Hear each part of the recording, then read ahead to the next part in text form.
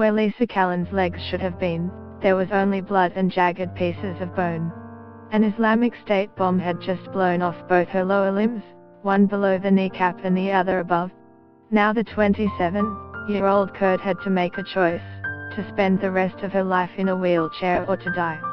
2 years later, cutting-edge surgery in Australia has led her down another path, learning how to walk again. It was the summer of 2015, June the 5th, just 2 days before the Turkish general election. The filmmaker had gone with family and friends to the pro-Kurdish HDP party rally in Diyarbakir in the country's southeast. Soon, the group decided to leave, but Ms. Callan refused to go the long way and headed back into the rally, weaving her way through the crowds. Moments later the bomb exploded. "I remember all of it. I wish I could forget," Ms. Callan says. "But I remember every single bit of it." All around her were the wounded, at least 4 were killed in the blast. Women had started wailing the Hava, the lament sung at funerals. "I tried to get people up, then I realized the person to my left and the person to my right were dead," Ms. Callan says. "I went to feel for my legs. And there was nothing there. Then I had to make a decision, whether I let myself go and die. I was battling in my head. Do I live a life in a wheelchair or do I battle here?" Then she thought of her older brother who had also lost his legs. She thought of how he had braved the pain. "At that moment, I decided I want to live," Ms. Callan says. "I have got a lot of friends.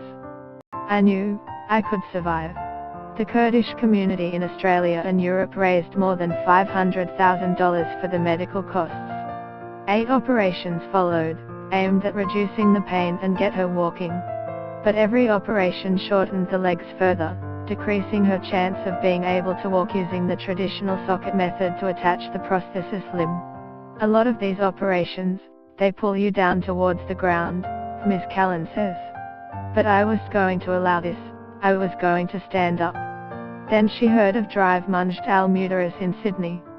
An Iraqi refugee, and now one of Australia's leading orthopaedic surgeons, Dr. Mudaris mastered osseointegratio, in which a titanium rod is inserted into the femur, with the bone eventually growing into the implant.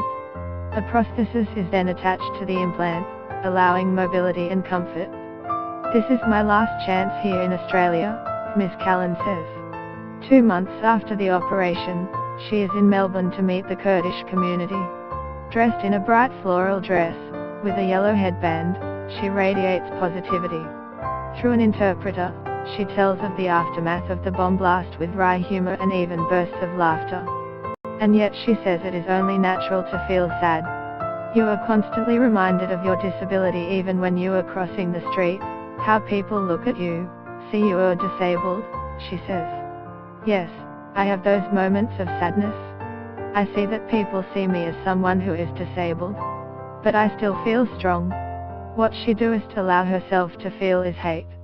"I can't be like the enemy," Ms. Callan says.